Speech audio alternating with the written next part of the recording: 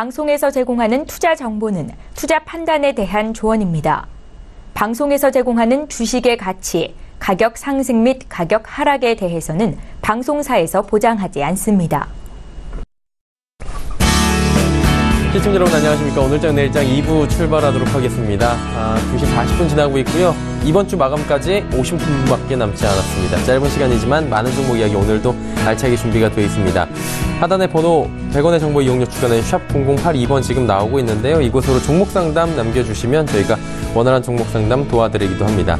매수 포착 타이밍 기회 온 종목이 있다라고 지점 연락이 오면 바로 지점 연결을 해서 어떤 종목인지 짧고 굵게 들어보는 시간까지 알차게 준비가 되어 있으니까요. 일주일의 장 마감, 오늘장 내일장 라이브 매매 타임에서 함께 해보시길 바랍니다. 코스피 상황부터 살펴보도록 하겠습니다. 조금 전에 강보합권이었는데 현재 좀 변동이 있을까요? 여전히 강보합권 유지인데 지수 상승폭이 조금 더 줄어들었습니다. 2.29포인트 상승 정도, 2537포인트에서 현재 거래가 되고 있는 상황입니다. 일중 흐름들 체크해보도록 하죠. 자, 일중 흐름 코스피 같은 경우에 오늘 체크를 해봐야 되는데 일단은 지금 지수가 좀 지지부진하기 때문에 화면도 지지부진하게 넘어갔다라고 보시면 될 것 같습니다.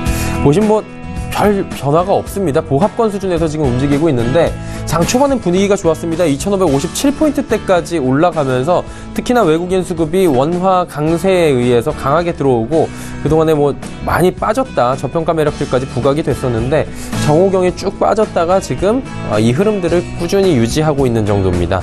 수급 주체들 확인해 보도록 하죠.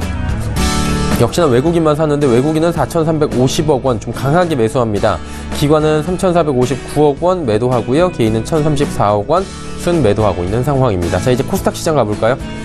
그동안 급하게 올라왔습니다. 급등 얘기까지 계속 나왔던 코스닥 시장인데 오늘은 0.7% 정도 하락해서 낙폭이 멈춰 있는 상황입니다. 774.65포인트에 거래가 되는데 일중 흐름 체크해 보도록 하겠습니다. 자, 일중 흐름 보시면 779에서 770포인트대까지 장 초반에 좀 급락을 했습니다. 이후에 다시 지수가 회복을 조금 하는 모습이고요. 낙폭을 줄였습니다. 현재 낙폭은 5포인트 정도 보여지고 있네요. 수급 주체 확인해 보도록 하겠습니다. 자, 수급 주체 보시면 개인 외국인 사고요. 기관은 팝니다. 기관은 1,335억 원 순매도하고 있고 개인이 오랜만에 1,170억 원 정도 코스닥 시장에서 순매수합니다. 외국인은 오늘도 사긴 사는데 양이 그렇게 많지는 않은 314억 원 정도 순매수하고 있습니다. 원달러 환율 살펴보도록 하겠습니다. 1,100원 무너졌습니다. 1,097원 40전에 거래가 되면서 원화 강세 여전히 이어지고 있는 상황입니다. 이 시각 인기 검색 종목들 살펴보도록 하겠습니다. 1위부터 5위까지 먼저 살펴볼 텐데요.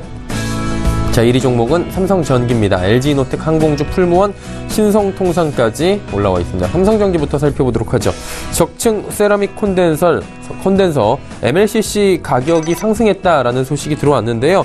지난 9월 MLCC 가격은 전년 동월 대비 24.4% 올라 3년 만에 최대폭을 기록했다고 합니다. 이로 인해서 삼성전기의 마진율이 좋아지고 결국에는 4분기 실적도 양호할 것이다 라는 전망에 오늘 4%가 넘게 강세를 보여주고 있습니다. LG이노텍 살펴보도록 하죠. LG이노텍 역시 실적 호조에 대한 4분기 실적 좋을 것이다 라는 얘기 나오면서 17만원 바로 회복하는 모습 보여지고 있습니다. 그리고 내년에도 실적 개선세는 여전할 것이다 라는 전망까지 함께합니다. 다음 살펴보도록 하죠. 항공주입니다. 항공주 오늘 동반 상승하는 분위기인데요. 유가가 좀 하락을 합니다. 그동안에 좀 사우디 정세 불안 등으로 급등을 하던 유가가 한 3거래일, 4거래일 동안에 좀 주춤하는 모습, 그리고 원화가 강세를 보입니다. 1,100원이 무너지면서 동반 상승할 수 있는 기회가 마련이 됐다. 오늘 아시아나항공 같은 경우 10%가 넘는 급등이 나와주고 있고요. 대한항공도 5%가 넘는 급등이 나옵니다. 그동안에 항공주 같은 경우에 소외를 많이 받아왔습니다. 중국 관광객이 감소하고요. 여러 가지 유가가 계속해서 지지부진하고 원화는 약세를 보이고 항공객 수요는 감소하고 이러다 보니 항공주들은 이렇다 할 호재가 없었는데 오랜만에 겹호재를 맞으면서 주가가 아웃퍼폼을 보이고 있는 상황입니다. 풀무원 살펴보도록 하죠. 풀무원 같은 경우에 4거래일 연속 급등입니다. 146,500원대까지 올라오면서 현재 52주 신고가고요. 15만 1,000원대까지 터치를 한 모습입니다. 신성통상 살펴보도록 하겠습니다. 이미 많은 분들이 검색으로 알고 계신 평창 롱패딩 들어보셨을 겁니다. 평창 롱패딩은 평창 동계올림픽 구스 롱다운 점퍼라고 하는데 입소문이 났다고 합니다. 지금 온라인상에서 그리고 오프라인상에서 전량 매진이 되는 사태가 품귀 현상이 발생했다고 하는데 가격은 14만 9천 원인데 사실 그동안에 우리가 알고 있었던 등골 브레이커라고 하는 여러 가지 패딩들 가격이 100만 원에 육박합니다.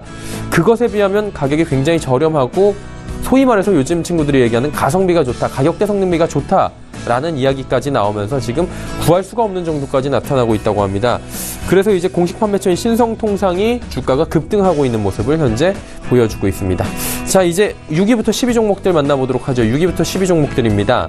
파루, 이젠텍, 스포츠서울, 이녹스, TSE 이렇게 5종목입니다. 파루부터 살펴보도록 하겠습니다. 강세 흐름 오늘도 이어가는데요. 스웨덴의 볼보 트럭이 삼성과 전기 트럭 상용화에 필요한 차세대 배터리 개발을 논의 중이라는 소식에 주가를 영향을 받고 있는 상황입니다. 결국에 삼성과 논의를 하게 된다면 파루에도 긍정적인 영향을 줄 수 있다. 쉬운 인과관계가 형성이 되면서 파루 주가 오늘 급등 흐름들 가져가고 있습니다. 다음 살펴보도록 하죠. 이젠텍입니다. 최대 주주가 변경이 됐다고 합니다. 그리고 이 이슈로 오늘 사실 장 초반에 3,850원대까지 급등 흐름이 나왔었는데 현재는 급등 흐름이 멈추고요. 윗꼬리 달고 상승폭 모두 내어준 상황입니다. 최대 주주인 이백은 대표가 보유 주식을 WP 파트너스 외에 1인에게 양도하는 계약을 했다고 전일 공시하면서 주가가 장 초반에 급등 흐름들 가져갔습니다. 스포츠서울 살펴보도록 하겠습니다. 550억 원 규모의 전환사채 발행했다고 합니다. 일단은 지금도 3.44% 올라가고 있는데요. 회사별 발행 규모는 각각 300억 원, 50억 원, 100억 원, 100억 원 규모로 전환사채 운영기금을 위해서 마련할 계획이라고 밝혔습니다. 이녹스 살펴보도록 하겠습니다. 관계사 OLED 소재의 국산화에 최대 수혜를 받을 것이다. 현재도 6%가 넘게 상승하고요. 장중에는 17,200원대까지 터치한 바가 있습니다. 일단 이녹스 첨단 소재는 이녹스에서 분할 신설된 회사로 알려져 있고요. 제품 공정 수율이 양호하고 단가 경쟁력도 있어서 결국에는 이녹스 주가에도 긍정적인 영향을 줄 것이다라는 평가입니다. TSE 마지막으로 살펴보도록 하겠습니다. 반도체 호황의 수혜가 기대가 된다라는 부분에서 신고가 2만 원 경신한 이후에 지금 윗꼬리 달고 빠지면서 주가 하락 반전했습니다. 2시 47분 향해 달려가고 있고요. 인기 검색 종목들 살펴봤습니다.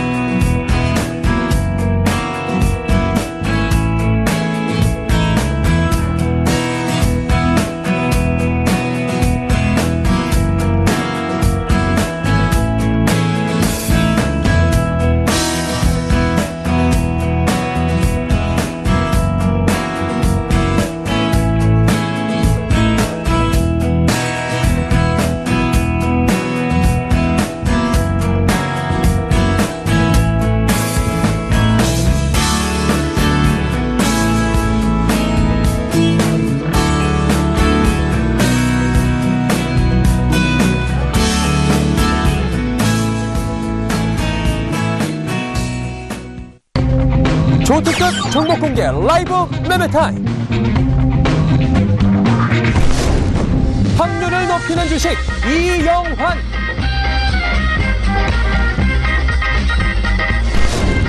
애널리스트보다 뛰어난 종목 분석가 김진석.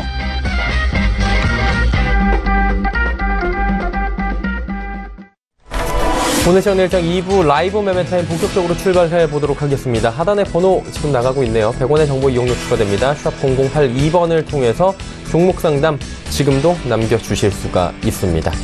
본 방송에서 제공해드리는 정보는 투자 판단에 대한 조언일 뿐입니다. 해당 주식의 가치, 수익률 보장해드리지 않는다는 점 참고해 주시길 바라고요. 함께 하시는 두 분의 전문가분들 바로 소개해드리도록 하겠습니다. 헌터스 경제연구소 김진석 소장, DB금융투자버머지점 이영환 차장 두 분 어서 오세요. 안녕하세요. 안녕하십니까. 네. 자, 이제 종목 이야기 바로 들어가 볼 텐데 김진석 소장부터 여쭤보도록 하죠. 외국인들이 요즘에 뭐 매수 많이 하잖아요. 원화 강세로. 어제 매수한 종목들 뭐 짚어주신다고 하는데 어떤 종목들일까요? 네, 무엇보다 외국인들이 지난 6거래일 동안에 매도했는데요. 어저께는 2천억의 순매수, 이 시각 현재도 시작이 마감되지 않았지만 약 4,200억 정도 순매수했기 때문에 어저께 외국인들이 그 매도 가운데서 뭐처럼 이렇게 왜 매수했는지 그런 종목들을 간단히 좀 리뷰를 좀 드려보도록 하겠습니다. 첫 번째 종목부터 말씀드려보겠는데요. 자, 셀트리온입니다. 아시는 것처럼 셀트리온 오늘도 이 시각 현재 신고가 22만 2,100원을 지나고 있고요. 어떻게 보면 이번 3월 달에는 87,000원, 그리고 이 시각 현재는 22만 원대를 지나기 때문에 자, 셀트리온 주가가 예상보다 고평가 논란이 많이 있습니다. 그러다 보니까 증권사에서도 셀트리온 주가 높습니다, 이런 평가 있음에도 불구하고 외국인들이 어저께 매수했다고 말씀드려보겠는데요. 최근 들어서 셀트리온 관련돼서 기관 그리고 외국인들의 어떤 매매 색깔 잠깐 화면을 통해서 리뷰를 좀 드리도록 하겠습니다. 자, 많은 분들이 생각했던 부분이 이것입니다. 11월 초 이후에 셀트리온이 이제 주가가 상당히 이제는 매도할 때가 됐습니다 평을 가지고 있고요. 지난 10월 달에 어떤 일이 있었죠? 증권사에서 셀트리온의 주가 현재 22만 원대지만은 약 8만 원까지 하락할 것입니다, 이런 평가 속에서 예상보다 눈에 띄는 것들을 보면 지난 10월 말 이후에 결국 외국계가 셀트리온 주가가 목표가 8만 원입니다, 이런 얘기했을 때 기관도 동일하게 매도했습니다만 가까이 보시면 최근 들어서 정확하게는 며칠 전에 평가가 있는데요. 지난 오늘까지 셀트리온이 외국인들이 오늘까지 4거래일 동안 순매수가 있고요. 또한 기관들도 4거래일 이상 순매수했다는 것은 지금의 셀트리온 주가가 신고가보다도 지금보다 더 갈 수 있다, 그런 어떤 시그널을 일단 외국계는 셀트리온을 보고 있는 것 같습니다. 이 시각 현재 셀트리온 제약, 셀트리온 헬스케어 새로 이런 종목들의 방향성이 엇갈리고 있지만 가장 리딩이 되고 있는 셀트리온을 최근 들어서 외국계 매수하고 있다는 걸 보면 오늘의 신고가를 결국 여기서 멈추지 않겠다, 그런 어떤 색깔들을 최근 며칠 동안 외국인 순매수 속에서 셀트리온 주가 과거처럼 모 증권사 평가처럼 8만 원까지는 내려가지 않을 거다, 그런 시그널을 시장에 강하게 어필하고 있다고 말씀드리겠습니다. 자, 두 번째 OCI 종목인데요. 자, OCI는 여러 가지 의미가 많이 있습니다. 무엇보다도 최근 들어서 WTI, 즉 서부텍산 원유가 상승 하락 반전 속에서 55달러 밴드로 올라오기 때문에 유가가 이렇게 고가가 된다면 이제는 어떻게 보면 대체에너지, OCI 이런 부분들이 예상보다 부정적일 것입니다, 이런 평을 가지고 있고요. 따라서 대체에너지의 방향성은 폴리 관련돼서 어떤 종목도 있겠지만 무엇보다도 유가가 상당히 민감하게 나왔다고 보겠습니다. 다만 그럼에도 불구하고 어저께 외국계가 OCI에 대해 매수했는데요. 다만 이 종목이 지난 11월 7일이죠. 12만 8,500원대 이후에 최근 들어서는 12만 4,000원대, 그러니까 예상보다 지금의 주가가 고평가라는 논란을 가지고 있습니다. 또한 최근 들어서 어저께 예상보다 부정적인 코멘트가 나와서 잠깐 좀 화면을 통해서 말씀드려보겠는데요. 넥솔론입니다. 넥솔론이 지난 시기에 저는 이제 더 이상 장사할 수 없습니다, 그렇게 소위 파산 디폴트의 어떤 선언을 했고요. 다만 눈에 띄는 것들이 넥솔론이 한국산업은행이 그동안 지분을 많이 가지고 있었습니다만 기본적으로 이제 적립매매 허용기간, 즉 넥솔론이 앞으로는 이제 상장 폐지됩니다. 그런 기간 속에서 한국산업은행이 가지고 있는 지분을 다 팔았고요. 그러다 보니까 얼떨결에 OCI가 11.4% 가지고 OCI가 결국 넥솔론의 이제는 대주주가 됐습니다. 여기서 우리가 판단해야 될 것이 OCI가 가지고 있는 넥솔론이 결국 적립매매를 통해서 파산이 됐다면 OCI 주가가 하락할 것이다, 이런 판단을 가지고 있는데, 자, 우리 판단은 그렇게 나오고 있지만 예상보다 외국계는 OCI 관련돼서 소폭이나마 어떻게 보면 10월달, 정확하게는 9월달 넥솔론 관련돼서 부정적 코멘트가 있음에도 불구하고 외국계가 OCI를 샀다는 걸 보면 개인의 판단과 외국인의 판단이 여전히 좀 다르게 나오고 있다고 보겠고요. 눈에 띄는 것들은 9월달 이후에 외국계는 계속 순매수하고 있지만 기관들은 가끔씩 매수한 날도 있었지만 전체적으로 매도한 날이 많았다는 걸 보면 OCI 관련돼서 기관은 매도, 그리고 외국계는 매수하고 있어서 OCI 관련돼서 여전히 시장의 색깔이 다르게 나오고 있다고 좀 차이점 말씀 드려보겠습니다. 세 번째, 후성이라는 종목인데요. 자, 후성 어떻게 보면 전기차 관련주 종목입니다, 이런 평을 가지고 있고요. 어떻게 보면 어제도 상당히 급등을 했고 이 시각 현재도 1.3%, 그러니까 9,890원대를 지나고 있는데요. 자, 후성이 최근 들어서 상승했던 이유는 GM에 대해서 좀 표현을 해야 할 것 같습니다. 자, 며칠 전에 GM이 이런 표현을 했습니다. 2026년까지, 그러니까 지금부터 약 8년, 9년 후까지 전기차를 이제 매년 100만 대 이상 전기차를 만들 것입니다, 이런 평을 가지고 있고요. 어쩌면 이렇게 GM 관련돼서 이런 평가를 했다는 걸 보면 GM이 그동안 상당히 어려웠지만 또다시 이제는 전기차 관련돼서 시장을 좀 이끌고 있다, 이런 평을 가지고 있는데요. 자, 후성의 주가가 최근 어제와 오늘 상당히 급등했습니다. 어떻게 보면 기본적으로 미국의 회사인 GM의 모습들도 상당히 이런 의미가 있겠지만 지난 10월 달에 주당 46달러 그리고 최근 들어서는 실적이 약간 좀 변수가 컸습니다만 최근 비즈니스데이로 6거래를 7개월 동안 상승했다는 거 보면 전기차 관련돼서 GM이 상승할 수 있다 이런 어떤 기대를 가질 것 같습니다. 다만 전일 외국계가 후성을 샀던 것이 GM이 앞으로는 전기차를 만들겠습니다. 이런 부분도 있겠지만 좀 더 엄밀하게 보면 우리가 통상 전기차 관련돼서 테슬라 모터스의 평가를 가져야 될 것 같은데요. 테슬라 모터스의 주가가 예상보다 좀 부정적입니다. 아신 것처럼 1분기, 2분기 그리고 3분기도 부진하기 때문에 테슬라로 우리가 표현되고 있는 미국의 전기차 관련돼서 가장 1위인 테슬라가 이렇게 주가가 밀리고 있다면 과연 GM이 2026년부터 전기차 100만 대 만든다 하더라도 그것이 과연 설득력이 있을까 그런 판단 속에서 월가에서도 지금 GM 관련돼 상당히 부정적인 표현을 가지고 있습니다.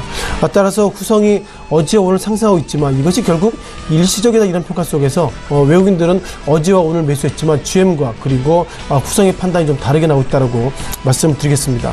자, 네 번째 신라젠에 대한 표현을 좀 말씀드려보겠는데요.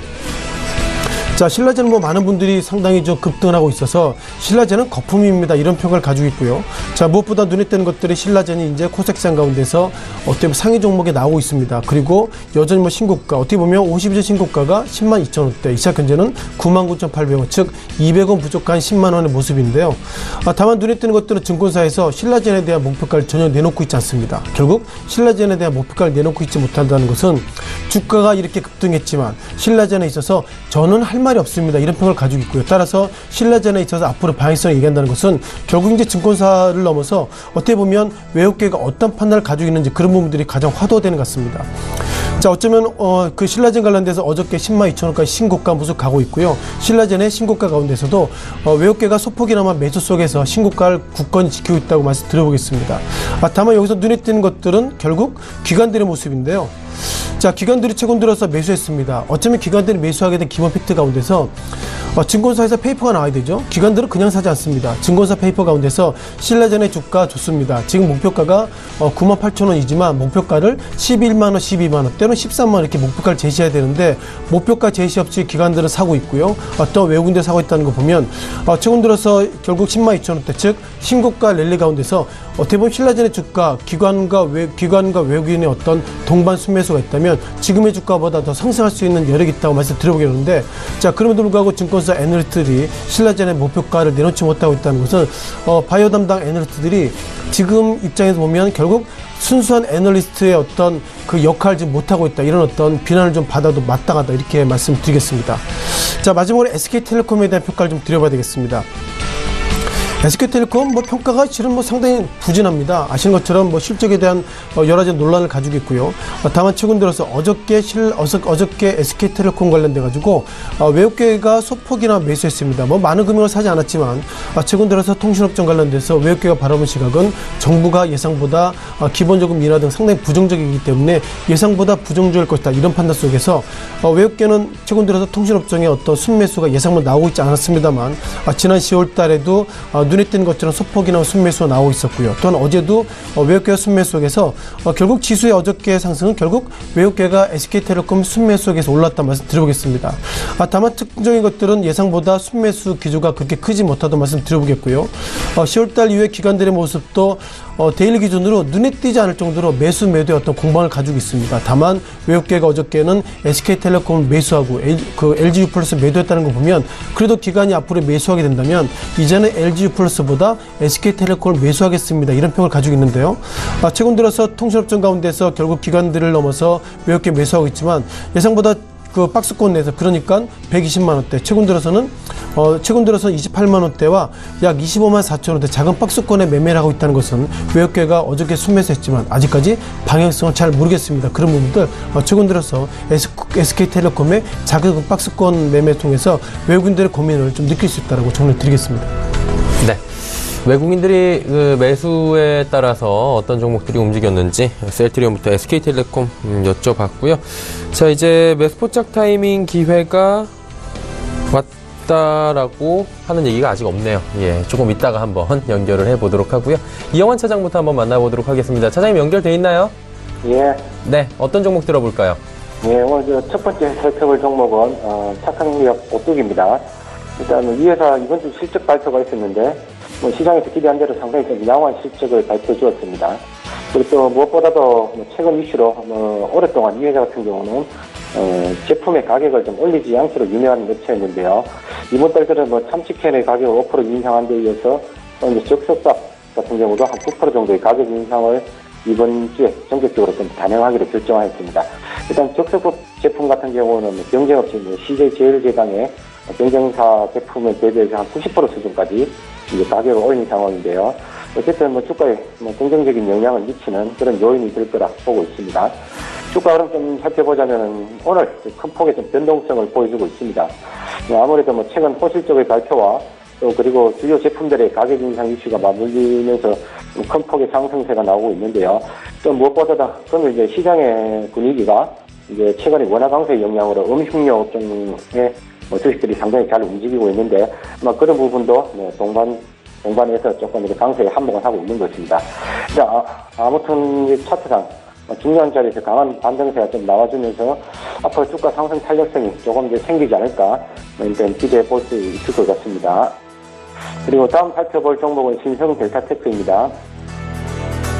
일단 동사 같은 경우 LG 단계 계열의 가전이나 휴대폰, 자동차 등의 사출 부품 등을 이제 주 사업으로 하고 있고요. 특히 대부분의 매출이 LG전자의 가전 쪽에서 일어나는 구조다. 그렇게 보시면 좋을 것 같습니다. 특히 LG전자의 프리미엄 청소기 같은 경우는 동사가 100% OEM으로 공급을 하고 있는데요.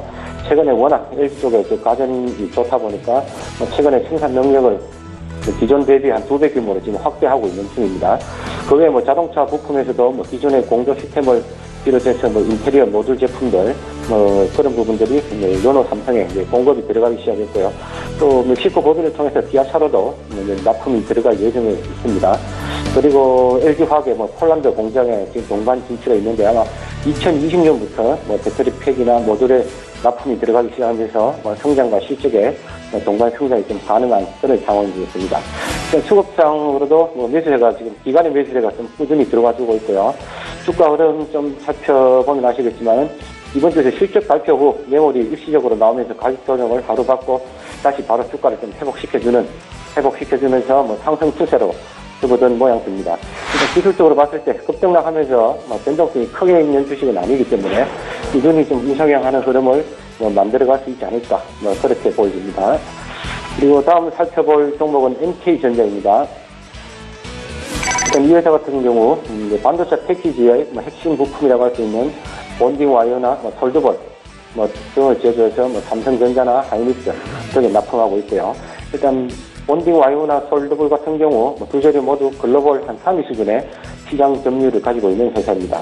어쨌든 최근 반도체 호황의 영향으로 전반적으로 본업에서 매출이나 이익이 꾸준히 좀 증가해주고 있고요.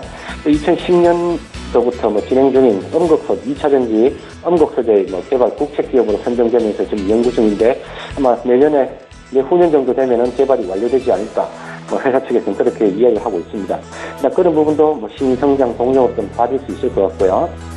일단 무엇보다 동사의 투자 키포인트는 누누이 말씀드리지만 한국토지신탁의 지분가치 현재 한 35% 정도의 지분을 보유하고 있는데 한국토지신탁이 올해 차상 최대 매출과 이익 달성이 가능한 그런 상황이기 때문에 그런 부분도 눈여겨봐야 될 것 같다 그렇게 말씀을 드리고 싶습니다. 주가 흐름 좀 살펴보자면은 이 종목 또한 앞서 말씀드린 신성델타테크와 기술적으로는 굉장히 유사한 그런 패턴으로 움직이고 있는데요. 이번 주 실적 발표 후에 일시적으로 주가가 하락했다가 바로 조금 다시 회복세로 돌아서는 양상입니다. 가격적으로 많이 밀릴 자리는 아니기 때문에 기업의 자산 가치를 믿고 보유하고 계신 분이라면 지속적으로 편안하게 좀 기다려 보시라 그렇게 말씀을 드리고 싶습니다. 그리고 다음 살펴볼 종목은 AP시스템입니다. 반도체 디스플레이 장비 업체인데 이 종목 또한 호실적에도 불구하고 아무래도 좀 삼성 디스플레이 쪽으로 편중된 매출 구조를 가지고 있는데 아무래도 하반기로 들면서 삼성 쪽의 투자가 주춤해지면서 이래저래 좀 주가가 눌리고 있는 그런 상황입니다. 이번 주 이슈가 있었는데요. APS 홀딩스 분할경의 지주회사죠. 이 회사에서 동사의 주식을 지분율 독보를 충족시키기 위해서 다음 달 19일부터 내년 초까지 해서 166만 주가량을 뭐 4490원대의 가격대에 공개 매수하기로 했다. 그런 발표가 있었는데요.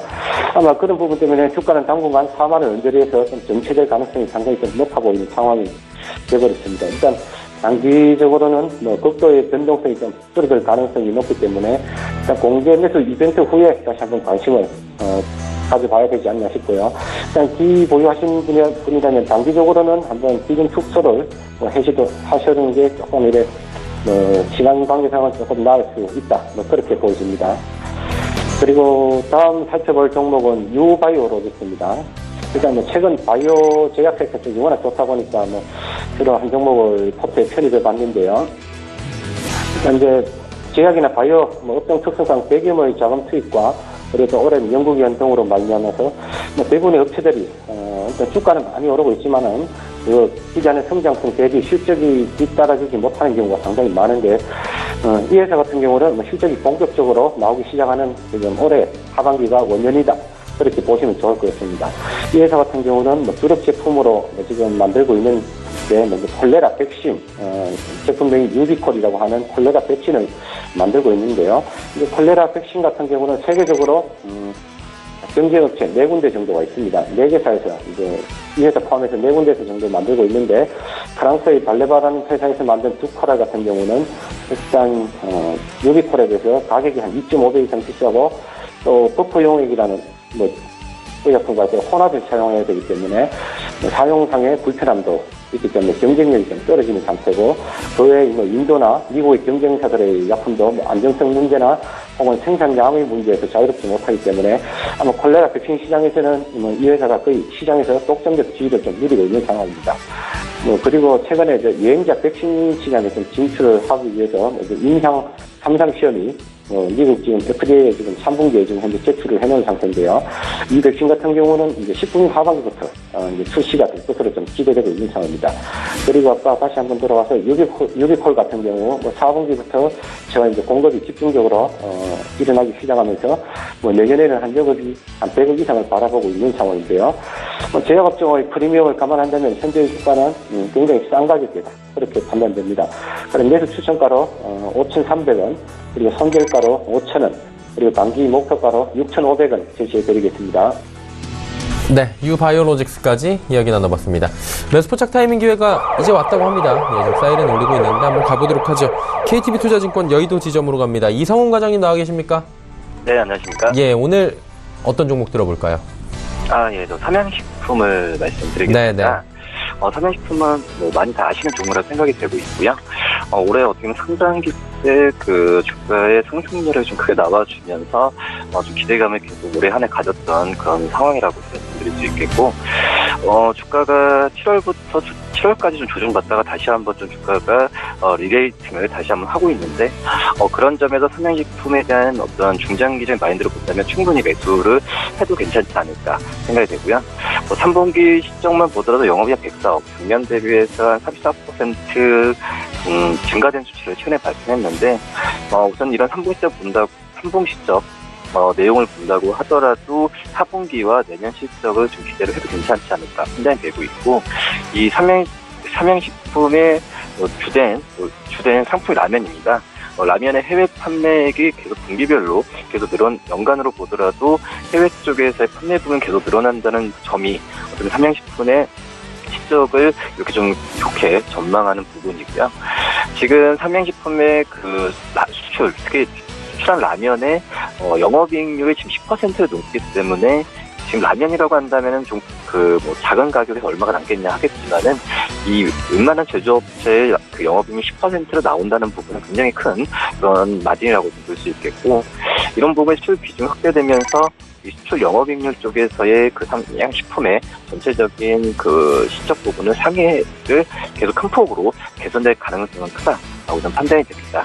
역시 해외 쪽에서의 비중은 아직까지 중국이 크지만 지금 현재 동남아, 미주, 특히 유럽과 중동 쪽에서의 그 판매 부분은 넓히면서 그 전에 중국 쪽에서의 의존도를 낮추고 있다는 점도 긍정적이라고 좀 볼 수 있겠고요. 음식료 업종 지금 PER이 평균적으로 18.1배인 걸 감안할 때 이 삼양식품의 PER이 12.5배인다고 본다고 한다면 분명 상승률은 더 있지 않을까 좀 판단이 됩니다. 지금 목표 주가는 증권사를 평균적으로 68,000원을 잡고 있는 거고요. 그렇기 때문에 지금 현재 가격에서도 충분히 상승 여력을 보일 가능성은 있다라고 좀 판단이 됩니다.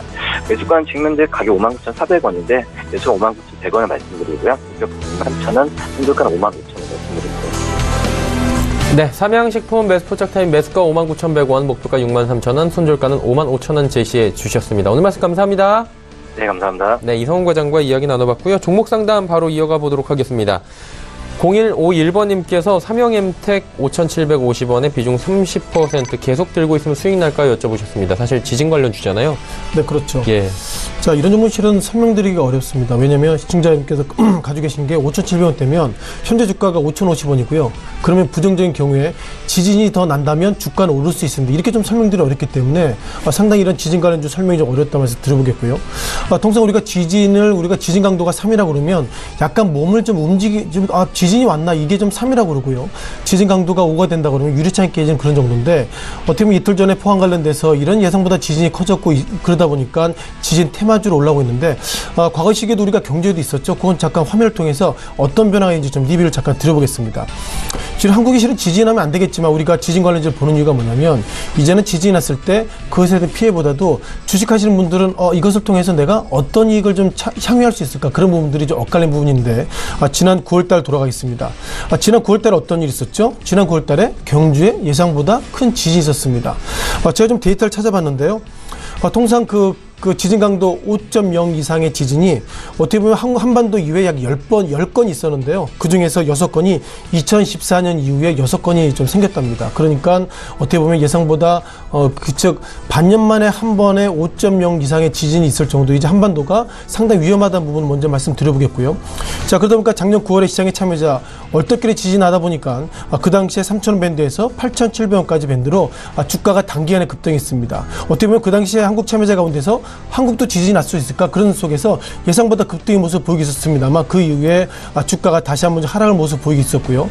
좀 더 길게 보면 약 3개월, 4개월 만에 즉 8,700원에 즉 작년 9월 20일에 매수하셨던 분들 10월달, 11월달 이후에 12월달 이후에 여진폭에 상승했지만 여전히 올 한 해 들어서는 좀 주가 하락했다고 말씀드리겠습니다. 다만 이번에 또 포항 시즌은 좀 다른 모습을 보이겠는데요. 작년 경주보다 이번에 상당히 충격이 컸다고 그러고요. 그러다 보니까 정말 어저께 정말 고생을 해가지고 시험 볼 고3 애들도 시험 못 봤는데, 예상보다 지난 경주보다 이번에 충격이 컸음에도 불구하고, 단기간에 외국인을 넘어서 기관들이 매도가 많이 컸습니다. 이것을 어떻게 의미를 해석해야 될지 모르겠지만, 중요한 것은, 지진이 이제는 여진으로 넘어서기 때문에, 지금부터는 주가는 상승할 여력이 없습니다. 그런 부분들이 기관과 외국인의 매도 속에 느끼는 있는 것 같습니다. 따라 시청자께서 사셨던 5,700원대 밴드 2밴드인데요. 주가가 상승하기 위해서는 죄송합니다만, 지금보다 더 큰 지진이 나야 주가가 상승할 수 있습니다. 이런 판단을 좀 드리기 어렵고요. 따라서 삼양엠텍의 주가 시청자께서도 아마 어느 시점에 사셨는지 모르겠지만 지진이 날 때 급등해 사셨던 것 같은데, 제가 볼 때 이런 종목들은 매수보다 매도를 권해드릴 것 같고요. 전체로 정리하면 지진 관련주, 이제는 테마주기 때문에 이런 종목들은 사시게 된다면 최근 들어서 매매가 상당히 빠르기 때문에 장중 매매를 권해드릴 것 같고요. 그리고 기본적으로 지진 관련주는 매수하시는 것은 좀 적절하지 않나, 이런 어떤 조심스러운 의견도 좀 드려보겠습니다. 네, 알겠습니다. 좀 표현하기가 어려운 종목이긴 합니다. 어떤 이슈에 이렇게 움직이는 게, 그리고 우리가 삶에 있어서 좀 안정과 직결이 되는 부분이기 때문에, 예, 삼양엠텍 부정적으로 말씀을 해주셨고요. 6995번님께서 한국코퍼레이션 2,900원에 비중 20% 매수가까지 좀 올까요? 라는 질문입니다. 이영원 차장님 어때요? 예. 일단 이 회사 같은 경우 주로 이제 공공기관이나 이런 기업들의 콜센터 같은 통신 서비스를 주로 하고 있는 것 같은데요. 아무래도 저 업종 자체가 사실적으로 성장성이 없는 데다가 최근에 회사 내부적으로 적자폭이 상당히 커지는 상황이라서 추가적으로 주가가 좀 견인할 만한 그런 가능성이 모멘텀이 상당히 부족한 그런 상황이겠습니다. 좀 8월달이나 10월달 자산 매각이나 금융권 분쟁 이슈 그런 부분들이 잠깐 있었지만 그때 잠깐 반짝이는 그 정도 수준이었던 거고요. 최근 또 대주주가 주가 방어찬에서 장내 지분 매수도 하고 있기도 하지만은 장기적으로 큰 폭의 상승을 좀 기대하기는 힘든 상황인 것 같고, 다만 이제 기술적으로 봤을 때 거래량이나 가격권이 전부 다 이제 바닥거리가 볼 수 있기 때문에 어느 정도 시간은 걸릴 수는 있겠지만은 일단 매수가 회복보다는 어느 정도의 손실폭을 줄인 수준, 개인적으로 봤을 때 이제 한번 이벤트가 발생할 때마다 한 2,700원 선에서 밀리고 있기 때문에 한 2,700원 정도를 장기 목표가로 잡아보시고, 그 정도 가격이 오면은 조금 비중을 축소하는 쪽으로 방향을 잡아보시라, 그렇게 말씀을 드리고 싶습니다. 네, 가격 전략까지 쭉 짚어주셨습니다. 자, 이제 종목 이야기 다시 들어가 보도록 하겠습니다. 김진석 소장, 이번에는 외국인이 매도한 종목이에요? 네, 이번에 매도한 종목입니다. 네. 앞서서 외국인이 매수했던 종목 가운데서 이런 종목을 왜 매수했지, 이런 어떤 좀 퀘션마크가 있는데, 어저께 외국계가 매도했던 종목 가운데서도 그런 종목도 좀 눈에 띄고 있기 때문에요. 과연 이것을 그 외국인의 어떤 해석이라고 보기보다도 그만큼 외국계가 자본이 많기 때문에, 실탄이 많기 때문에 관계없이 매수했다, 이렇게 보시는 게 적절할 것 같습니다.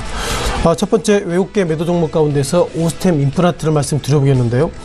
자, 기본적으로 오스템 임플란트에 대한 기본적으로 설명을 드리면, 결국 우리가 임플란트 관련이죠. 아시는 것처럼 복지부가 과거와 다르게 이제 소위 어른들에게, 즉 장년층 노인들에게 기본적으로 임플란트를 할 때 정부가 일정 부분 지원합니다. 이것이 결국 정부 방침이고요. 그러다 보니까 정부가 이 복지 이런 부분에 있어서 예상보다 투자를 좀 많이 하고 있는 것 같습니다.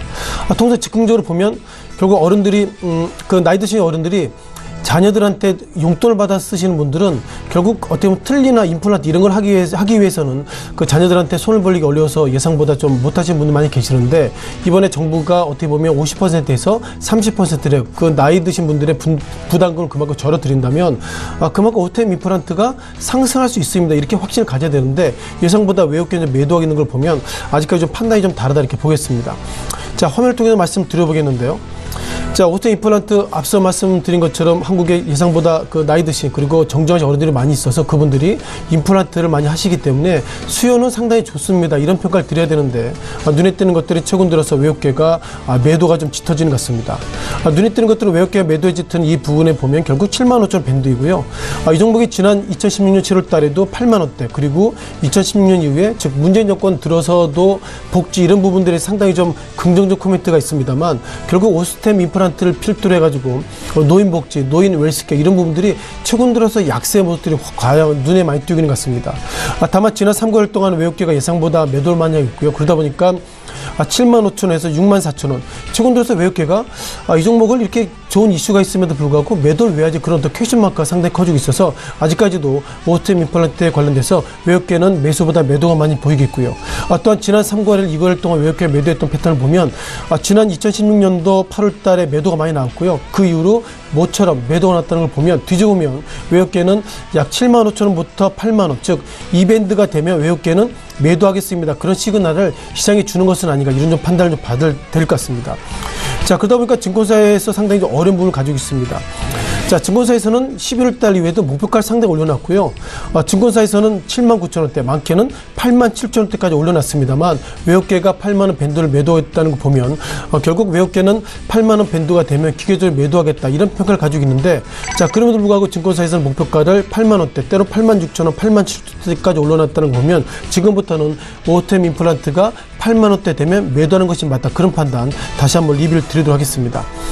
자, 두 번째 S-오일에 대한 판단인데요. 자, 최근 들어서 S-오일에 대해서 판단은 결국 유가와 상당히 맞물리는 것 같습니다. 아시는 것처럼 우리가 S-오일의 주가가 1분기, 2분기, 최근 들어서는 3분기 상승 이면에는 유가가 상당히 맞물려 있고요. 결국 유가가 상승하게 된다면 그동안 가지고 있는 재고 원유를 돌려서 어떻게 보면 정제마진 그런 이익을 좀 내기 때문에 S-오일의 주가가 최근 들어서 유가가 상승과 맞물려 가지고 상승할 여력이 있지 않아, 이런 좀 월가에서 판단을 가지고 있는데요. 다만 외국계는 어제도 S-오일을 좀 매도했다는 걸 보면 이것을 차익 매물 관점으로 봐야 될 것인지, 아니면 유가가 지금부터는 하락할 예정이기 때문에 하락을 선제적으로 반영하는지 아직까지 정확하게 설명을 드리기 어려운 부분인 것 같습니다. 자, 그렇다면 시장의 고민을 다시 한번 좀 리뷰를 드려보겠는데요. 자, 아시는 것처럼 S-오일을 비롯해서 정유 3사의 주가가 1분기, 2분기, 3분기 실적이 좋아지고 있는데요. 다만 최근 들어서 정확하게는 9월달 이후에 좀 리뷰를 드려보는 것이 적절할 것 같습니다. 지난 11월 8일 같은 경우에는 배럴당 57달러 같고요. 11월 달에 어떤 일이 있었죠? 사우디아라비아 이슈가 있었습니다. 소위 왕자의 난 이런 어떤 이슈가 있었고, 그러다 보니까 월가 참여자들이 사우디아라비아가 이런저런 이슈가 있기 때문에 결국 그렇다면 유가가 오를 것이다, 이런 판단을 가지고 있는데, 오히려 그 이후에 또 유가가 더 하락하고 있어서 유가에 대한 방향성은 결국 랜덤워크처럼 아무도 모르지 않나, 이런 좀 판단을 가지고 있습니다. 다만 최근 들어서 베네수엘라 이슈가 좀 올라오고 있습니다. 베네수엘라도 사우디아라비아처럼 정말 글로벌 가운데서 어마무시한 산유국인데, 자, 베네수엘라 최근 들어서 디폴트 이슈가 있습니다. 그러다 보니까 오펙에서 판단하는 것이 베네수엘라가 힘들기 때문에 가지고 있는 원유를 덤핑해서 시장에 내던질 것은 아닌가, 이런 판단을 가지고 있고요. 따라서 지난 11월 달 이후에 유가가 57달러, 최근 들어서는 55달러 정도로 소폭이나 밀리고 있는 것은 어쩌면 조건문이죠. 자, 베네수엘라가 디폴트 위험이 있기 때문에 가지고 있는 원유를 배럴당 55달러 아니라 50달러 되더라도 베네수엘라가 살기 위해서는 결국 시장에 던진다, 그런 판단 속에서 최근 유가가 소폭이나 밀리고 있습니다. 따라서 S-오일 관련돼서 외국인의 매도가 있다는 것은 어쩌면 유가가 지금보다 더 밀릴 수 있습니다. 그런 어떤 판단이 일단 선행되고 있다, 이렇게 말씀을 드려보도록 하겠습니다. 자, 세 번째 대한항공입니다. 자, 대한항공은 긍정적인 이슈와 부정적인 이슈가 좀 맞물리고 있는데요. 과연 이것을 해석해야 될지 좀 고민을 좀 가지고 있습니다. 통상 비행기가 정말 그 랜딩 오프, 즉 정말 그 하늘로 가기 위해서는 유가가 비중이 상당히 많이 있고요. 그러다 보니까 유가가 오른다는 것은 결국 대한항공 입장에서 상당히 부정적이다 평가를 가지고 있고요. 다만 뒤집어 보면 대한항공인은 비행기가 대한항공인은 돈으로 사진 않습니다. 즉 리스를 통해 사기 때문에 최근 들어서 $1 베이스가 이제 어제와 오늘이 1100달러, 1100원대에서 밀리고 있다는 것을 보면 대한항공 관련돼서 긍정적인 이슈는 결국 $1 달러 대비로 원화가 강세가 되기 때문에 그만큼 리스비를 낼 수 있는 것이 적어진다는 긍정적인 부분들, 그리고 부정적인 이유는 유가가 오르기 때문에 대한항공이 부정적이지 않을까, 이런 판단을 가지고 있는데, 전일 외국인은 결국 $1 베이스의 어떤 강세보다도 유가가 급등하기 때문에 원재료비, 즉 비용비가 상당히 커질 것입니다. 그런 판단 속에서 최근 들어서 정확하게는 9월달 이후에 외국계 매도하고 있는 것 같습니다. 따라서 외국계는 $1 베이스보다도 유가가 오른다는 앞서서 말씀 S-오일과 좀 다른 관점으로 대한항공 바라보고 있고요. 대한항공과 대한항공 관련된 긍정적인 이슈와 부정적인 이슈가 있는데, 일단 외국계는 대한항공을 매도하고 있다는 것은 결국 조영호 회장 관련돼서 법률적인 리스크가 예상보다 커지고 있다고 보겠습니다. 또한 네 번째로 한국항공우주죠. 자, 한국항공우주 관련돼서 전일 외국계가 좀 매도했는데요. 자, 무엇보다 NH투자증권은 최근 들어서 긍정적 코멘트를 가지고 있습니다만, 제가 볼 때는 한국항공우주 관련돼서 법률적 리스크가 상당히 커지기 때문에 외국계는 앞서 말씀드린 것처럼 법률적 리스크 가운데서 한국항공우주 셀, 이렇게 대응했다는 말씀 드려보겠고요. 눈에 띄는 것들은 9월달에도 매도, 그리고 지난 11월달 이후에도 매도하고 있다는 것은 정확하게 법률적 리스크가 커지고 있다고 보겠습니다. 자, 마지막으로 효성에 대한 코멘트입니다. 자, 효성 3분기가 어닝쇼크 있는데요. 제가 볼 때는 3분기 어닝쇼크보다도 현재 비자금 관련돼서 현재 검찰이 압수수색 중입니다. 그것도 효성 관련돼서 동생이 형을 어떻게 보면 소송을 좀 걸었기 때문에, 그런 관련돼서 외국계는 기본적으로 효성의 실적보다도 최근 들어서 법률적인 공방, 그리고 오늘 검찰이 압수수색했기 때문에 이와 관련돼서 비자금 또 다른 이벤트가 있기 때문에 전반적으로 실적 부진보다도 효성 관련돼서 외국계는 부정적인 코멘트가 이어지고 있다고 짧게 말씀을 드렸습니다. 네. 자, 이제 이영환 차장이 5종목 바로 출발해 보도록 하겠습니다. 차장님, 어떤 종목부터 가볼까요? 예, 다음 살펴볼 종목은 코롱 인더스트리입니다. 일단 최근에 굉장히 좀 가파르게 상승을 해주고 있는 종목인데요. 11월 말 이제 완성 예정인 CPI 필름 양산 관련 이슈, 그리고 12월 한반도의 정설, 그리고 내년 초 타이어 코드 생산 능력 증가 등을 감안했을 때 내년 하반기부터는 굉장히 큰 폭의 턴어라운드가 가능한 종목이다, 그렇게 말씀을 드리고 싶고요.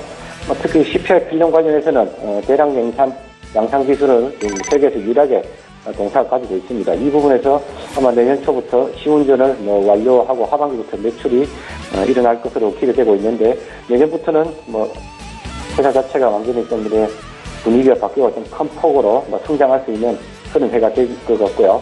주가는 항상 또 이래 재료나 실적보다 좀 빨리 움직이는 경향이 있기 때문에 아마 최근에 상당히 그런 부분들이 반영되면서 잘 움직이고 있는 거 아닌가 싶습니다. 일단 이 종목의 흐름도 기술적으로 봤을 때 9월의 고점을 다시 이제 회복해 나가는 기능적인 패턴으로 움직이고 있었는데, 일단 제가 단기 목표가를 8만 원 제시해 드렸었는데요. 단기 목표가까지는 도달하고 오히려 넘어선 가격인데, 좀 더 긴 텀으로 보시고 내년 상반기까지는 끌고 가보셔도 무방할 것 같다, 그렇게 말씀을 드리고 싶습니다. 그리고 다음 살펴볼 종목은 덕산 네오록스입니다. 일단 이 회사는 OLED 소재 쪽에 특화된 회사라고 보시면 될 것 같은데요. 일단 이 회사 같은 경우도 삼성향의 비중이 좀 압도적이긴 합니다. 하지만 내년부터 이제 중국 쪽 패널 업체들의 OLED 투자가 진행된다면 관련 업체들 중에서는 장기 쪽, 특히 장기보다는 소재 쪽에서 뭐 가장 큰 수혜가 예상되고 있는 그런 상황인데 아마 그중에서 가장 이제 핵심적으로 수혜를 볼 수 있는 그런 종목이 아닌가 싶고요. 일단 최근에 수급적으로 봤을 때 기관 매수가 최근에 꾸준히 좀 들어와주고 있습니다. 아마도 내년의 성장성을 보고 순침의 차원에서 기관들의 매수가 들어온 게 아닌가 그렇게 보여지는데요. 최근 바닥권 대비해서 한 20% 정도 올라와 있는 가격이지만 지급의 수급이나 내년에 성장성을 봤을 때는 충분히 추가 상승이 가능해 보이는 자리다. 다음 주 초 가격 조정이 나와준다면은 한번 접근해 보시면 좋을 것 같습니다. 일단 매수 추천가로 27,000원, 그리고 단기 선술가로는 26,000원, 그리고 단기 목표가로는 32,000원 제시해 드리겠습니다. 그리고 다음 살펴볼 종목은 현대코퍼레이션입니다. 일단 이제 현대 기아차나 GM, 르노, 폭스바겐 세계 유세 자동차 회사의 알루미늄 휠을 전문적으로 납품하고 있는 국내 1위, 글로벌 한 6위 수준의 회사라고 보시면 좋을 것 같고요. 이 회사 이번 주 실적 발표를 하면서 굉장히 큰 폭의 실적 발표를 하였습니다. 3분기 116억의 영업이익을 달성하면서 전년 동기 대비해서 한 영업이익 기준으로 한 40% 이상의 성장세를 보여주는데 아마 그런 부분이 좀 이제 반영돼갈 시기가 되지 않았나 그렇게 보입니다. 일단 주가를 봤을 때 오늘 좀 의미 있는 흐름이 나와주고 있는 것 같은데요. 일단 거래량이 늘어지고 있고 또 일봉상 바닥권에서 양봉의 길이가 조금씩 길어지는 그런 모습을 띄고 있습니다. 아마 전형적으로 바닥권 차트상으로는 바닥권 탈피 가능한 그런 패턴을 보여주고 있는데요. 일단 매물 부담이 기존에 없는 주식이기 때문에 편안한 마음으로 이래 지켜보시면서 조정시마다 매수 관점으로 대응해 보시면 좋을 것 같습니다. 그리고 다음 살펴볼 종목은 이글댓입니다. 일단 주로 동물의약품 그리고 해외 동물의약품 제품들을 국내에 수입해서 유통하는 그런 업체인데요.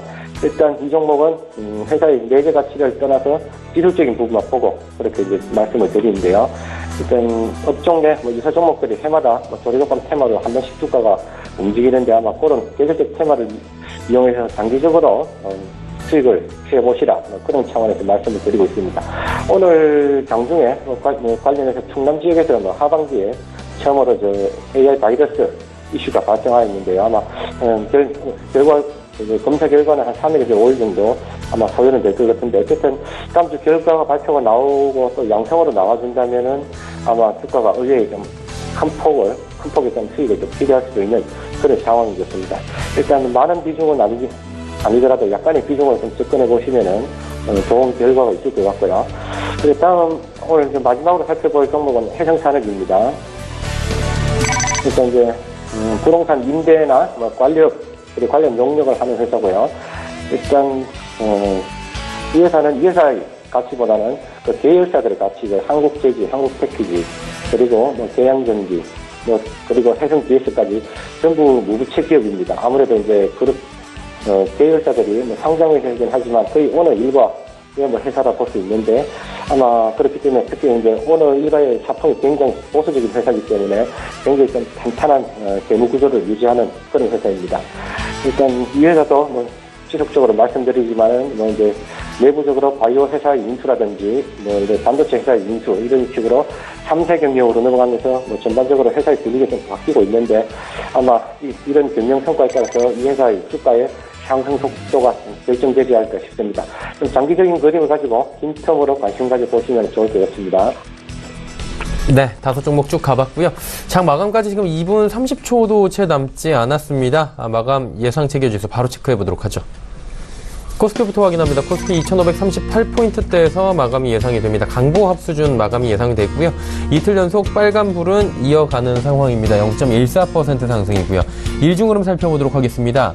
코스피 일중 흐름 살펴보시면 오늘 장중에는 2557포인트대까지 강하게 올라가기도 했는데 이내 상승폭 거의 내줬고요. 현재 3포인트 상승 수준에서 장 마감할 것으로 예상이 됩니다. 수급 주체들 확인해 보도록 하겠습니다. 수급 주체 보시면 외국인이 5,200억 원이나 삽니다. 외국인이 지금 강하게 매수에 들어온 상황이고요. 기관은 반대로, 개인은 반대로 1,277억 원, 4,069억씩 각각 팔고 있는 상황입니다. 연계금만이 139억 원, 기관 주체 가운데는 사고 있습니다. 시가총액 상위 종목들 살펴보도록 하겠습니다. 삼성전자, SK하이닉스, LG화학은 올라갑니다. 하지만 오름세 폭이 그렇게 크지는 않고요. 전기전자 업종의 상승폭도 많이 둔화가 됐습니다. 그리고 현대차 같은 경우 2,500원 빠지면서 15만 7천 원대의 거래 마감이 예상이 됩니다. 코스닥 살펴보도록 하죠. 코스닥은 낙폭을 조금 더 줄였습니다. 775포인트대에서 장 마감이 예상이 됩니다. 4포인트 정도 하락이 지금 예상이 되는 건데요. 일중 흐름들 체크를 해보도록 하겠습니다. 779포인트 오늘 고점이고 저점은 770포인트입니다. 딱 중간 정도인 775포인트 정도의 장 마감이 예상이 되고 오늘 오랜만에 조정이 나왔는데 조정폭이 깊지 않고요. 조정폭 조금씩 줄여나가는 모습들 보여줍니다. 다음 주를 기대하게 하네요. 자, 이제 수급 주체 확인해 보도록 하겠습니다. 코스닥 같은 경우엔 개인 외국인 여전히 사는데요. 개인은 오랜만에 매수에 동참합니다. 989억 원 순매수합니다. 외국인은 512억 원 정도 사들이고 있고요. 외국인의 코스닥 시장에 대한 러브콜은 오늘도 이어졌습니다. 하지만 기관이 1293억 원 팔았는데요. 기관 가운데선 전주체가 지금 매도로 포지션을 잡고 있습니다. 시가총액 상위 종목들 살펴보도록 하죠. 셀트리온 헬스케어 사실 장 초반에 오름세였는데 지금 약세로 전환이 됐고요. 셀트리온은 약보합 그리고 셀트리온 헬스케어는 2%의 낙폭이 보입니다. 그리고 오늘은 CJENM이 4.94%나 빠지면서 시총 5위로 밀렸고요. 티슈진이 0.83% 오름세 6만 원 회복하는 모습입니다.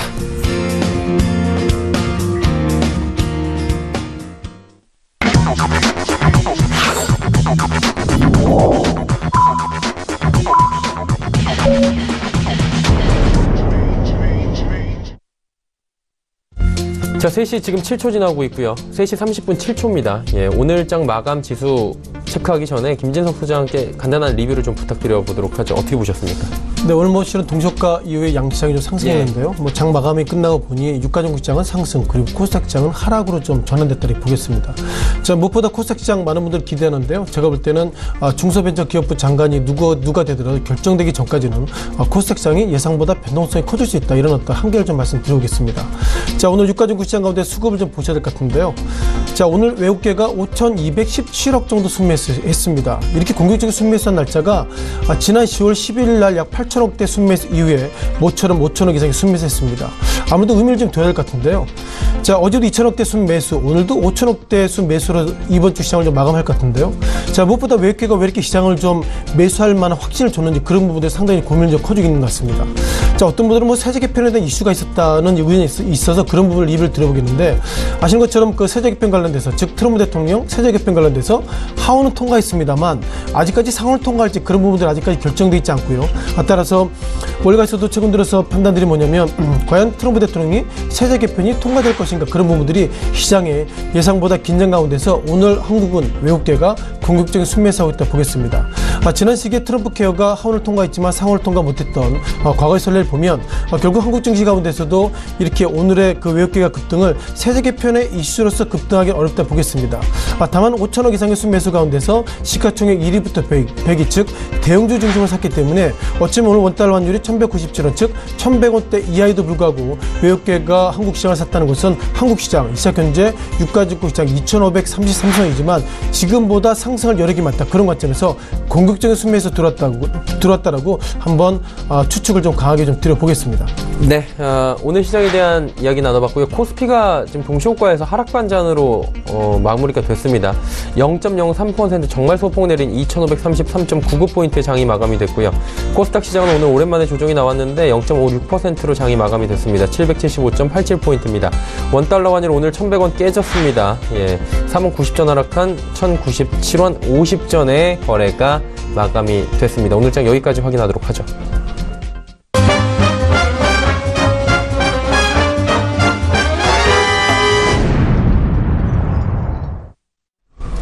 조금 전에 만나보셨던 라이브 매매타임의 수익률 점검 이어갑니다. 화면으로 만나보시죠.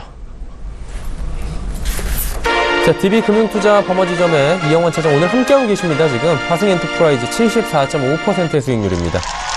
메리츠증권증권 여의도금융센터 장기환 부장의 홈캐스트 68% 올라가고요. 메리츠증권증권 여의도금융센터 장기환 부장의 SK하이닉스 역시 60.8%의 수익입니다. AR인베스트먼트 오현진 팀장의 NC소프트 49.7% 수익 국면입니다. DB금융투자 버머지점의 이영환 차장의 제넥신 47.6%고요. DB금융투자 버머지점의 김치균 대리의 OCI 종목 31.4% 수익입니다. 이영환 차장님, 오늘 저희가 안 보내드린 이유가 있습니다. 아직 계시죠? 예. 제넥신 종목이 지금 40% 넘게 올라가고 있는데 11월에만 이렇게 급등이 나오고 있거든요. 맥을 같이 하는 것 같긴 한데 이거 어떻게 앞으로 대응을 해야 될까요? 일단 지금 시장의 화두가 온통 제약이나 바이오 쪽으로 쏠려 있는데요. 추가 상승이냐 아니면 혹은 고평가냐 이런 이야기들이 많이 나오고 있는 상황인데 일단 밸류의 고평가 측면을 떠나서 현재 시장의 수급이 쏠리고 있는 상황입니다. 개인적으로는 실적에 우선하는 게 수급이다. 그렇게 보고 있는데 그런 측면을 봤을 때 개인적으로는 추가 상승이 가능할 것이다. 그렇게 보고 있습니다. 일단 제넥신 같은 경우에는 국내의 한미약품과 더불어서는 이제 자체 신약 개발의 플랫폼을 가지고 있는 유일한 회사인데요. 그 플랫폼을 바탕으로 최근에 지속적 성장 치료제나 미국 내 그런 부분이 미국 내 지금 이상의 증강 결과가 쳐도 굉장히 성공적으로 나왔고요. 최근 셀트리온이나 신라젠 같은 주식이 너무 올라서 좀 부담스럽다는 투자자들에게는 오히려 아직까지 상대적으로 좀 덜 오른 좋은 대안이 될 수 있는 그런 주식인 것 같습니다. 중장기적으로 개인적으로 봤을 때 추가 상승이 가능한 자리이기 때문에 이번 코스닥 조정 시마다 매수 관점으로 대응해 보시라 그렇게 말씀을 드리고 싶습니다. 네. 그리고 화성엔터프라이즈 한번 여쭤보고 마무리 지어야 될 것 같은데 이게 급등 또 나왔거든요. 신규 진입 자체가 조금 부담스러운 자리긴 한데 대응 어떻게 할까요? 예, 그렇죠. 이 회사 같은 경우는 최근에 지금 주가 급등한 요인이 두 가지인데요. 일단 3분기 워낙 호실적으로 발표했습니다. 전년 동기 대비해서 영업이익이 한 173% 정도 증가했고요. 매출도 한 50% 가까이 증가했는데 일단 아디다스 쪽이 미국에서 지금 운동화 시장 점유율이 한 2배 이상 기록하면서 엄청난 좀 실적 개선 효과가 나타나고 있고요. 그리고 내년부터는 또 베트남 법인의 성장과 중국, 인도네시아 이런 법인들이 이번에 소규모 합병을 통해서 실적이 편입 효과가 발생하면서 내년에 사실 올해보다 좀 더 좋아질 것으로 좀 예측이 되고 있습니다. 그리고 또 한 가지는 그룹의 지배구조 그런 관련 개편 문제인데요. 이 화성그룹 같은 경우는 화성 RNA 그리고 화성 인더스트리, 화성 엔터프라이즈 이런 식으로 연결고리가 순차적으로 연결되어 있는데. 최근 화성 인더스트리 회장, 현석호 회장 체제로 들어서면서 아마 최근 그룹의 정점에 있는 화성 RNA와의 계열 분리를 해나가려고 하고 있는 그런 움직임이 좀 있는 것 같습니다. 아마 그런 부분에서 그런 부분도 일단 지배 구조가 좀 심플해진다는 측면에서 주가에 굉장히 좀 약간 큰 호재로 작용하는 것 같고요.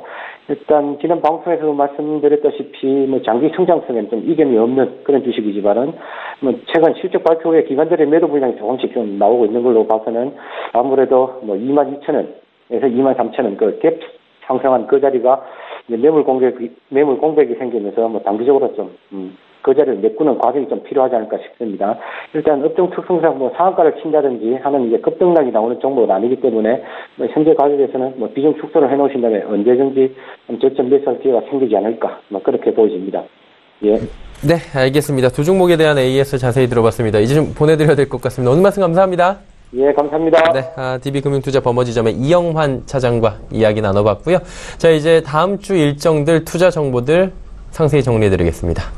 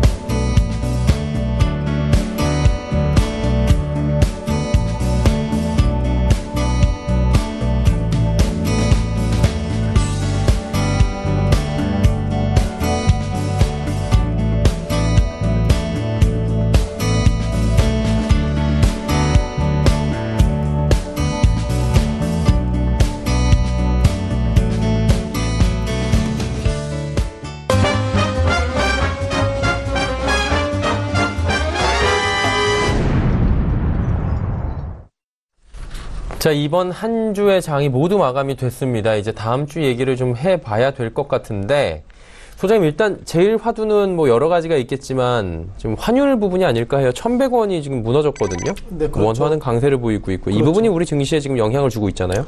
일단 뭐 스트레스를 많이 좀 받고 있다라고 예. 말씀드리보겠고요.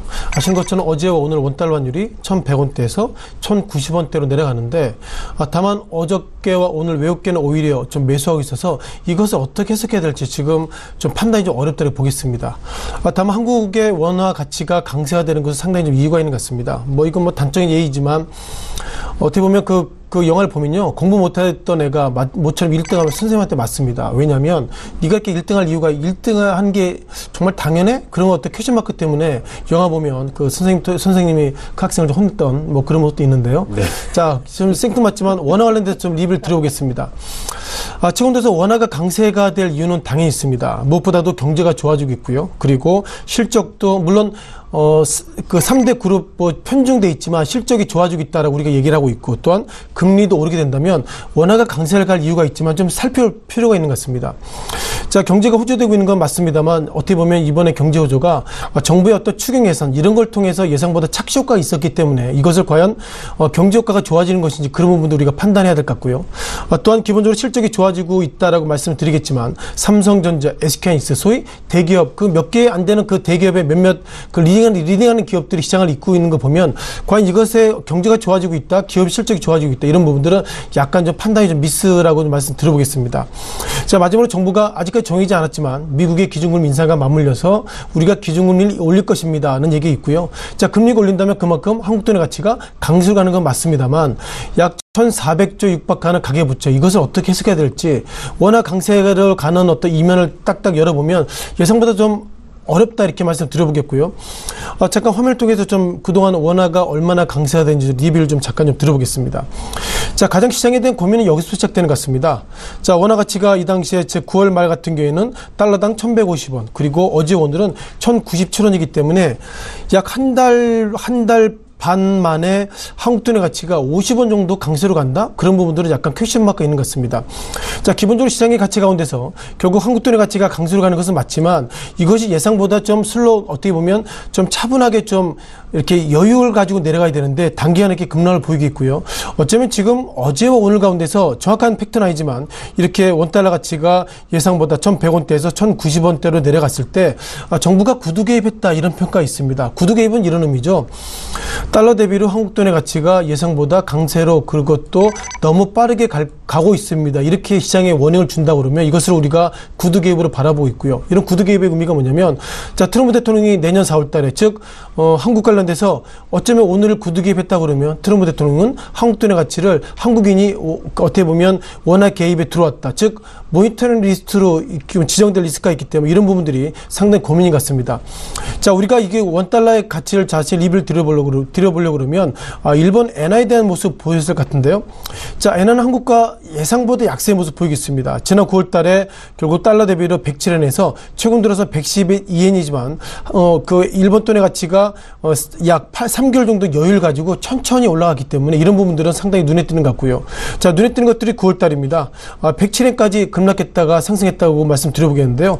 일본 니케이225 지수가 이것이 상당히 비교의 의미가 있을지 몰라도 9월 달에 결국 일본 증시가 상승하고 있다는 거 보면 엔화 가치의 어떤 약세가 일본 증시의 상승에 상당히 이끌었다고 말씀드려보겠고요. 이제는 한국 돈의 가치로 다시 한번 돌아가겠습니다.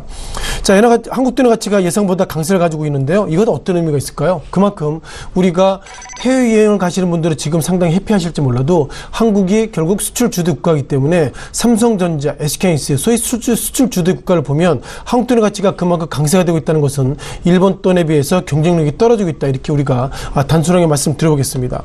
자, 그럼 한국 돈의 가치가 얼마나 떨어졌는지 보셔야 될 것 같은데요. 다만 좀 고민을 좀 가지고 있습니다. 어제 오늘 한국 돈의 가치가 예상보다 강세로 갔음에도 불구하고 외국계는 어제와 오늘 좀 매수를 했고요. 어떻게 보면 올 한 해 들어서 즉 9월달 이후에 한국돈의 가치가 강세로 갔음에도 불구하고 매도한 날도 있었지만 매수한 날도 많이 있었고요. 그리고 어제와 오늘 예상보다 한국돈의 가치가 강세임에도 불구하고 외국계가 매수했다는 걸 보면 결국 한국돈의 가치가 강세로 가는 것이 수출주의 부정적이다. 이런 어떤 코멘트와 틀거리가 예상보다 깨지고 있어서 캐테고리가 정리 안 되는 것 같습니다. 정리하면 워낙 강세로 가는 것은 맞지만 이것이 결국 수출주의 예상보다 부정적입니다는 기계적인 말씀을 드려보겠지만 삼성전자나 몇몇 종목 예를 보더라도 예상보다 외국계 매수를 하고 있어서 아무래도 다음 주의 전략 원화 강세가 수출주의 부정적입니다는 코멘트를 드렸지만 실무적으로 주가는 오히려 외국인 매수하고 있어서 다음 주 시장 전략 가운데서 환율에 대한 부분들은 빼고 시장을 보시는 것이 좀 적절한 판단이 아닌가 이렇게 코멘트를 드리겠습니다. 저희가 그러니까 학문적으로 배웠던 뭐 원화 강세일 때 수출주들이 어려워진다 이런 것들을 조금 배제하고 시장을 바라보는 것도 다음 주엔 필요할 수 있겠다. 네네. 이렇게 한번 정리를 해보도록 하겠습니다. 헌터스 경제연구소 김진석 소장이었습니다. 고맙습니다. 고맙습니다.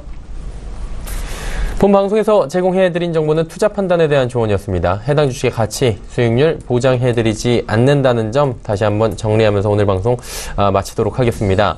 지금 오늘 저녁에 뭐 비 소식도 있고요. 주말에 강추위가 몰려온다고 합니다. 올가을 들어서 가장 기온이 낮게 내려간다고 하는데요. 보온에 각별히 신경 쓰시면서 건강관리 잘 하시길 바랍니다. 저희는 다음 주 월요일 오후 2시에 더욱 알찬 소식을 들고 찾아뵙도록 하겠습니다. 함께해 주신 여러분 고맙습니다.